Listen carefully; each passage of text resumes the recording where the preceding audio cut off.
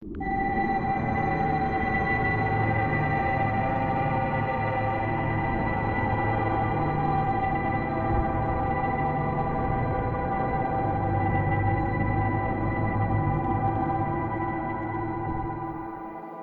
to the Paranormal Papa Podcast, episode 24, coming to you from Ferocious Feline Studios in Cassopolis, Michigan. Welcome back to the podcast, guys and gals. You know, I love these historic locations, these unexplained mysteries, have you. You guys know I love every aspect of the paranormal, the unexplained, the mysterious, the supernatural, the cryptids, and everything else that goes along with it. What a lot of you don't know is for over 30 years, I was a living historian, a living history reenactor, and a historian. Today, we're going to take a look at a little combination between history and the paranormal. We are going to join unexplained cases as they join forces with the Maryland Paranormal Research Society and check out a little bit of America's history. Moored up in a little Maryland harbor, and it's a little ship you might know something about from your history books. Check this out. This is good. I was like, what? Something scared you? You hear something? Yeah. It's freezing in here, but, I can't tell. No! I hope to God that was them. What? I just want to hear Not sure what I saw. It looked like some kind of a shadow that came out from back down the way there. Oh, shit. But, well, I heard it the one time, because I was over here. Okay, so we can all confirm that we heard the whistle. So if you're like a little boy, and you were talking about the little boy. Yeah, but they're little boys. Oh, and there it was again. No. Freaking out.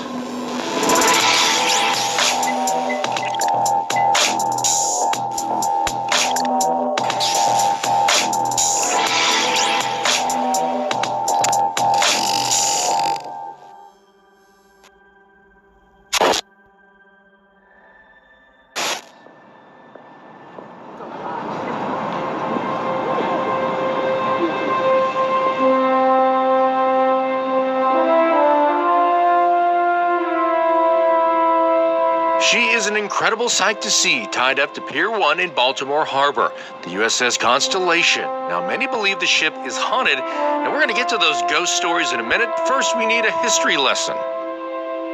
The USS Constellation was born back in 1854, constructed of materials that were salvaged from the frigate USS Constellation, which sailed the seas in the late 1700s to early 1800s.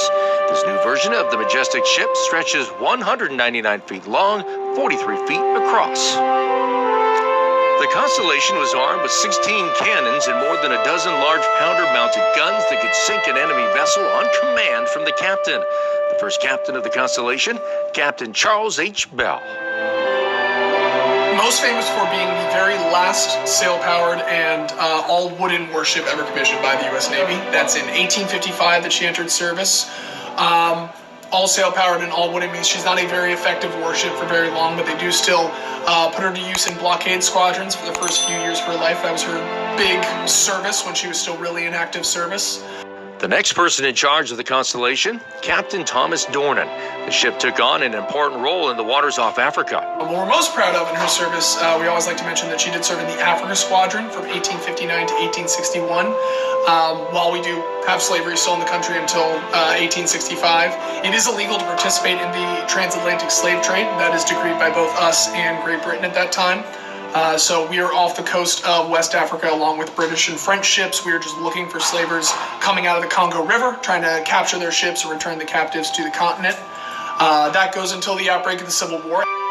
Then, Captain Henry Thatcher took over the helm of the Constellation. After the Civil War, she is part of a Mediterranean blockade to keep the southern states from trading with Europe. Soon after, the Constellation's days of fighting on the ocean, well, they were done. She is more or less a training vessel up until World War II. It's actually the very last time that she has any kind of significant role in the Navy. During that time, while she is up in, at that point, Rhode Island, at a different naval training facility, she is made the vice flagship of the Atlantic Fleet, because even though she's not actually going out to the lines, there were enough high-ranking admirals and other officers in the Navy that were serving aboard here as a sort of strategic headquarters. It was considered for a brief time the full flagship, and then for the rest of the war, the vice flagship of the Atlantic Fleet. That wraps up in 1945. The Constellation eventually ends up here in Baltimore Harbor as a museum.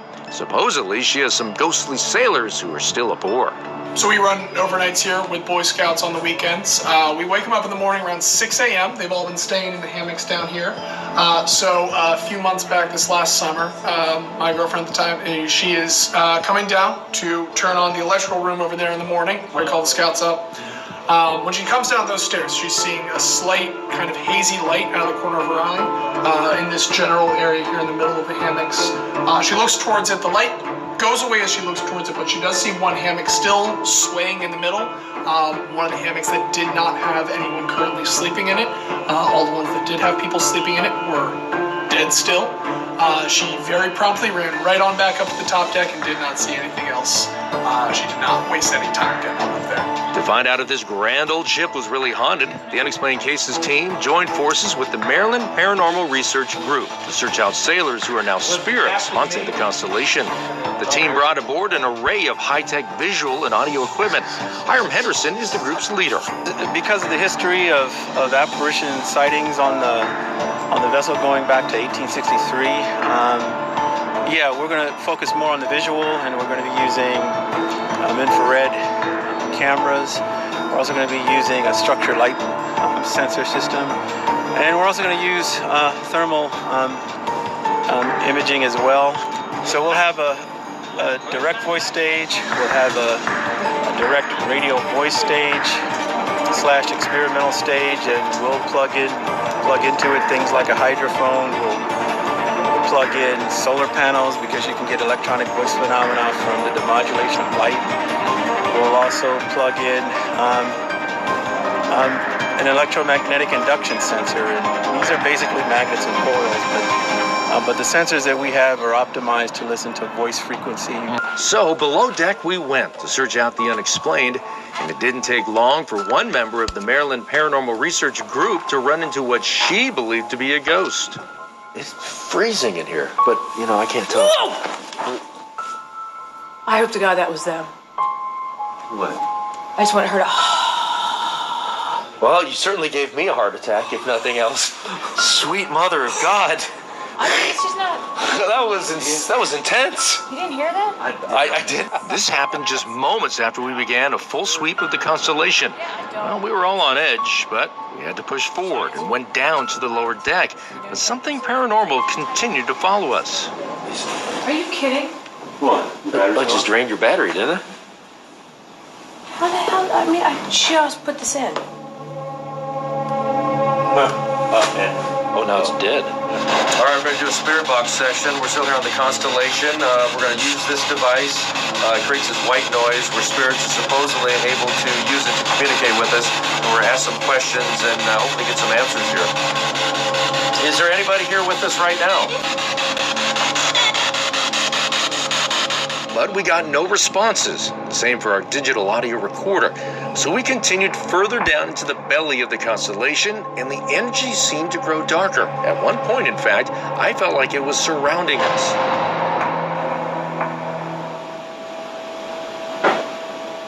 There are stories of a young boy who was murdered in this area. So, was it him reaching out to us?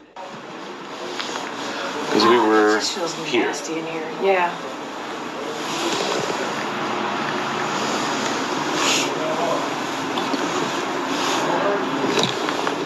So you're standing about right there. Yeah, sitting right about here, and then It just feels. This place feels nasty. the board. You could feel the board move, and I could hear just like somebody was just like that walking kind of right there in front of us.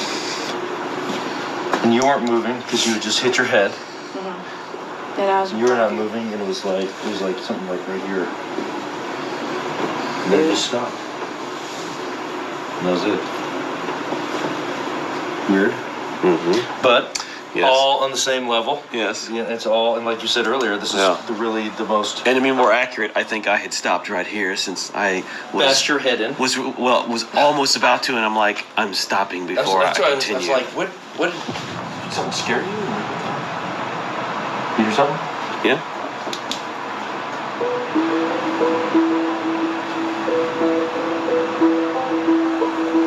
Just creaking.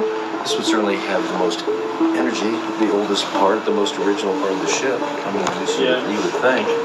While everything else has been mostly restored, especially those first, the two top decks, well, definitely the top deck. It's so quiet down here that if you hear something, you know, it's pretty.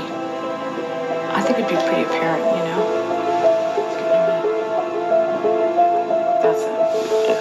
No, that's what, I mean, I felt vibration, and I felt like there's footsteps literally right there. And for me to say that takes a lot, because a lot of times I think it's somebody's imagination. And you kind of stopped. So I thought maybe you felt it too. And she didn't go, and then all of a sudden it's like right in front. It was sort of like I could feel the boards like moving, like somebody is basically walking. We set up a meter which measures changes in the electromagnetic field. We also let one of our cameras run to try and catch something paranormal. It didn't take long before we got a hit.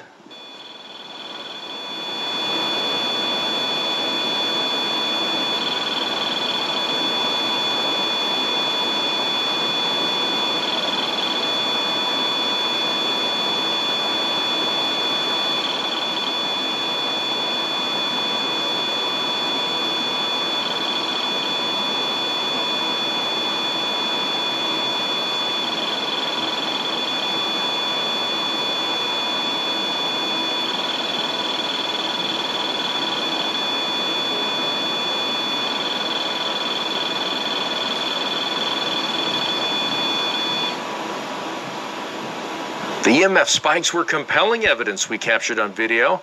Was it the young sailor who was killed? Well, there's really no way to tell.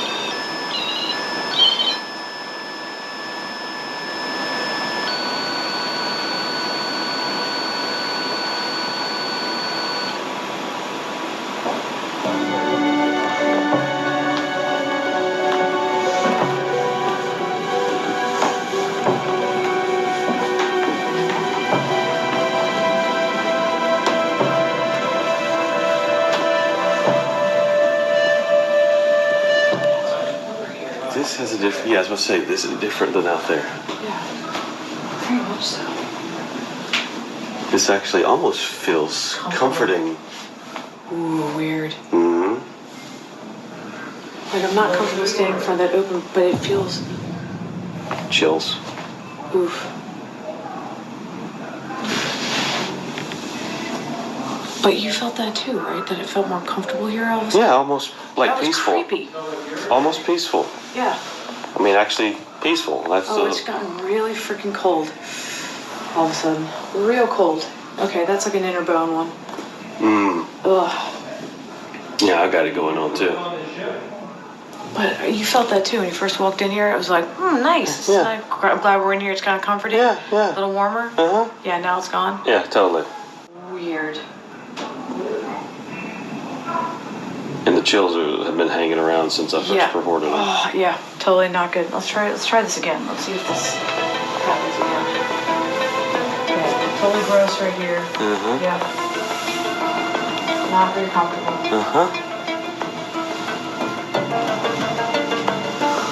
That's me. Okay. Loose boards. These boards. Oh, man, this doesn't happen again. And it's ugly. Yep. And then Is it here? that same feeling. Gone. This is like out there. It's not even warm in here now. Yeah. That's stayed totally the same. That's wild. Yeah. Ugh, I got the creeps. Ugh. I'm totally creeped out. Ugh. Oh. Wow. So it's like Totally creeped out. what was there that was like chilling and having a okay time, and what pushed it out. Ugh. Try not to be freaked out. That was weird.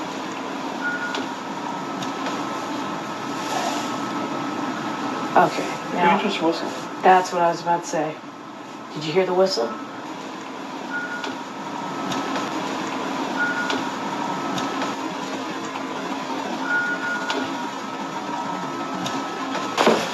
Maybe I'm losing my mind. I'm seeing things that are not there.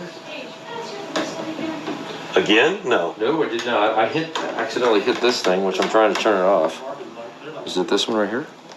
Whistling. Pull it off. Oh, no. Are you guys? No, I'm over here seeing people that are not here. I'm a little busy right now. Okay. If you hear the whistling again, let me know. Okay. So Mike and I definitely heard whistling at least 2 or 3 times here.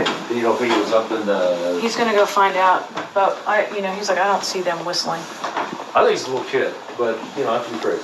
I'm probably... Well, I heard it the one time because I was over here. Okay, so we can all confirm that we heard the So whistling. if you're like Yes. a little boy, you would... And you were talking But about they- the little boy. Yeah, but they're little boys. Little boys. Little boys. Little boys. Little boys. Oh, There it was again. No. I'm freaking out. I Hold on, let got me see chills, the book. man. I got the whole 9 yards going here. I'm trying to... Yeah. You say your name, did it? Sounded like it. Yeah, it did. Sound like you said your name. Yeah, it said Mark. And I'm a huge skeptic. I heard that. That's why I was like... Yeah. It's like, maybe they're like, hey, pay attention to us and not them. Okay, I was picking up on you with your messmates, and the one guy was John Martin, was different. You said John. You just said John. Yeah. All right, what else you gonna tell me? Well, it's feedbacking. It's like massive amounts of feedback. Would that be fun? Is that coming from here? It is clearly coming from this. The feedback? Yeah. Higher pitch. Are we in the line or something? And gone. Ooh, that was... Ow. That really hurt.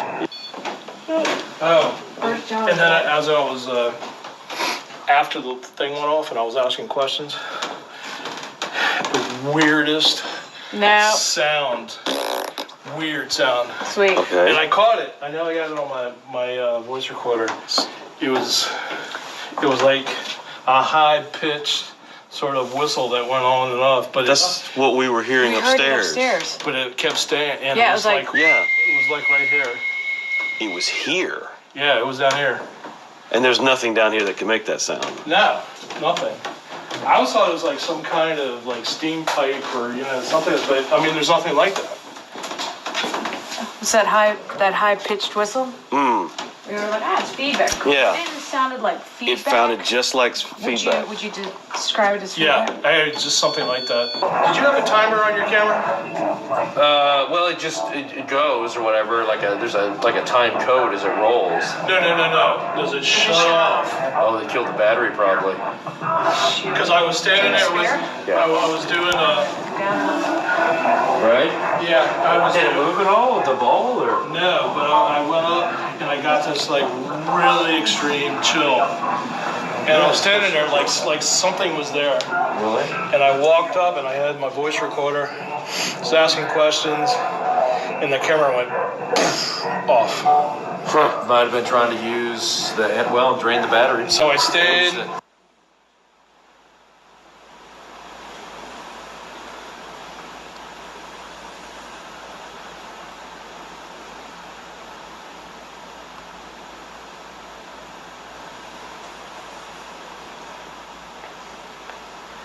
A little bit of dust, but good golly, it's like looking down a mine shaft.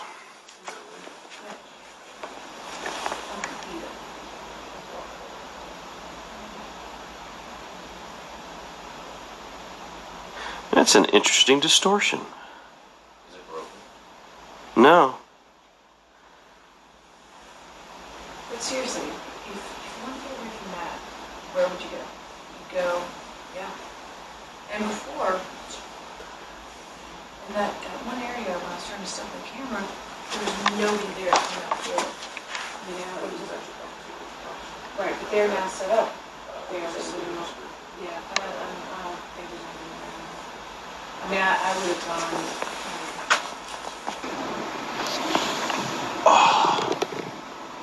It just came out of nowhere. Just Like a really stabbing pain right behind the ears. What we were talking about? Going down. Going down there. Yeah. Maybe something's like, don't come down here. Yeah, maybe. That was your fault. Go ahead. Good luck. Have fun. Oh man. Lucky. They say you're number one. Did you ever have that at all? Does that No. Really? Uh-oh. Yeah. So like. Ooh, it got cold down here. Is that just Yeah. the air? It got super It got cold. down here. really cold down here. Yeah, it's pretty cold. That's what I was trying to see. The balls. It's like cold.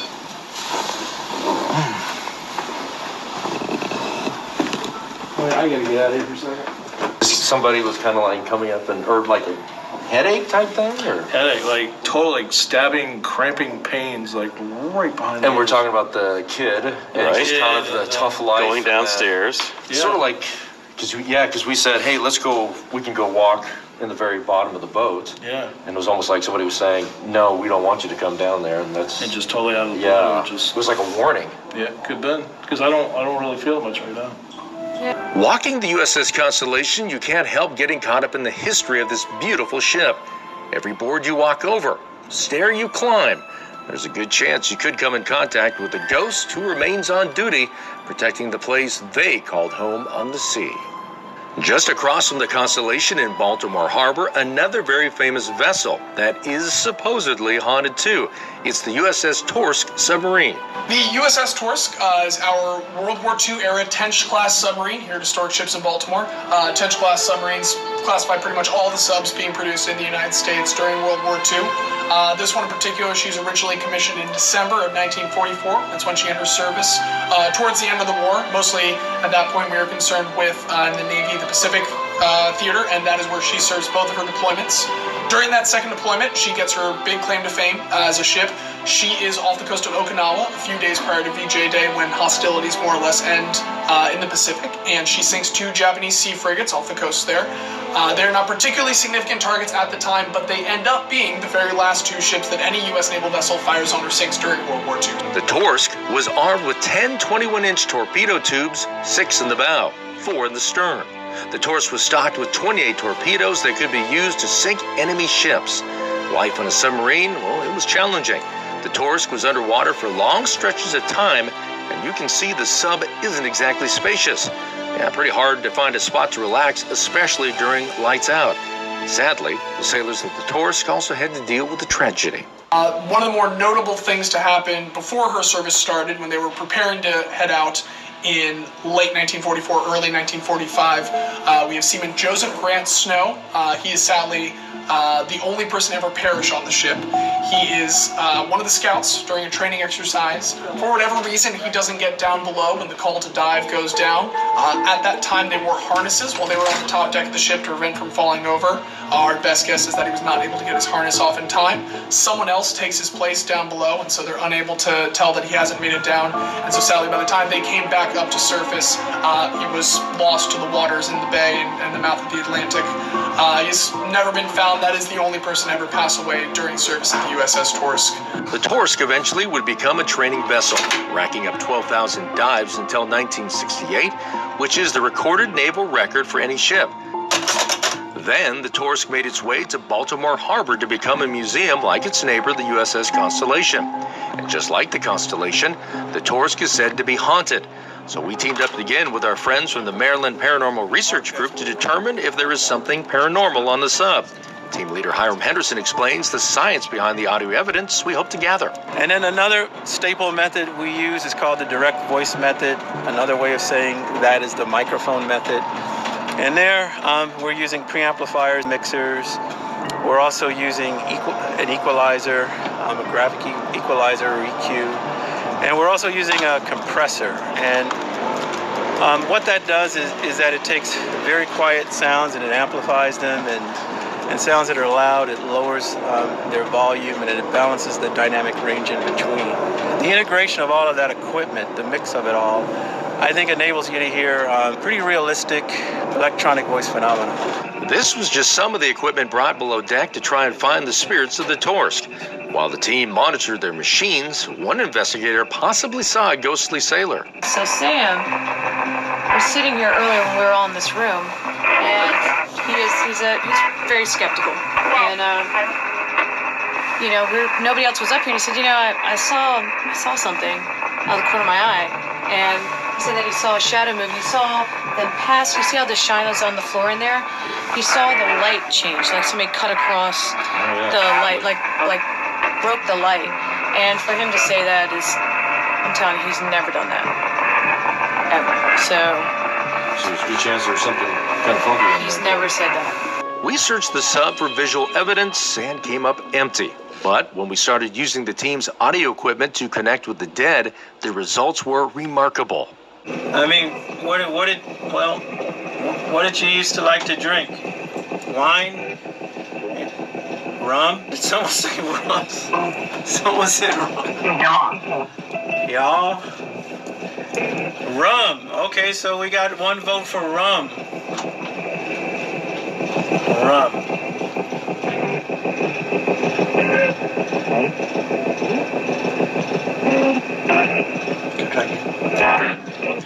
What year is it? What do you say? I just heard your name, Darren.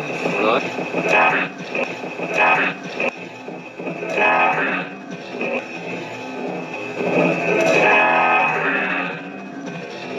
It was a first for the Unexplained Cases team, an EVP where one of our names was said from beyond, but the spirits weren't done yet.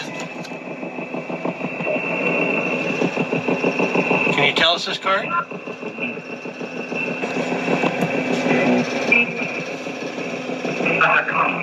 Jack of clubs. Yep. Jack of clubs. Oh, wow, that was crazy.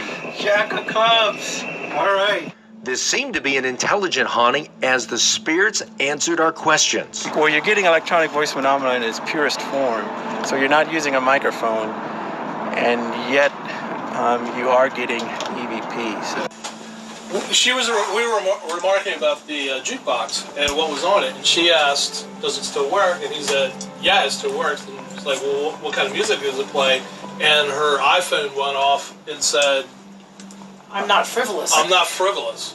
I can't afford to be frivolous. Well, I can't afford to be frivolous. And then just turned off. And it turned off. Well, who can? I mean, really. Think about it. I mean, That sucked, man. I don't know. That was not cool. you seem to be making kind of a connection. You had the weird noises and No, your but phone. it could have been him too, and Mark's in the room too. So I mean, it could be all three of us. Is that the normal wish you use on your phone? Yeah, I don't want Siri. I want a dude. Okay. Wow. But you have to command activate that. Yeah, I'd Right? have to touch it though. Yeah, no. Oh, okay. Yeah. Well, Or if you say, something. hey Siri. No, What's the guy's name? Hey, dude. What is it? I don't know. Oh, okay. Hey, But Bob. he's very upper English. Yeah. Hey, hello. Yeah, I use the English term.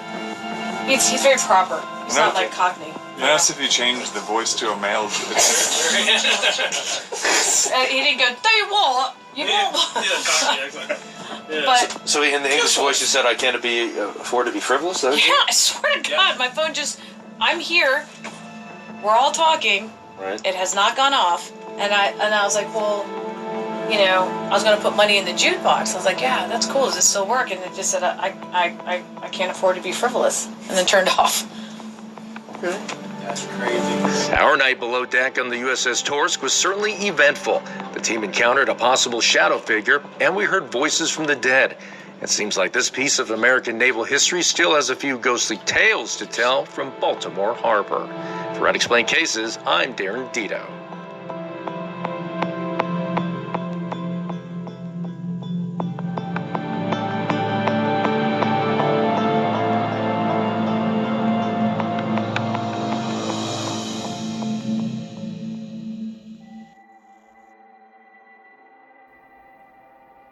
Welcome back to the studio. What do you think? Can a ship be haunted the same as a home, a piece of land, or an inanimate object? I'm a fond believer in these historic locations and the echoes of history that still happen to this day. The USS Constellation has seen several decades of service. She's seen a lot of action, and she's seen a lot of misery. Do these spirits soak in to the timbers of this ship? Do they continue to speak to this day to all who will listen? That is the unanswered question. But that's all we have for you this week. Stay tuned next Friday to episode 25 of the Paranormal Papa Podcast. Until next week, take care of yourselves, take care of each other. God bless you, God love you, we do. And happy hunting.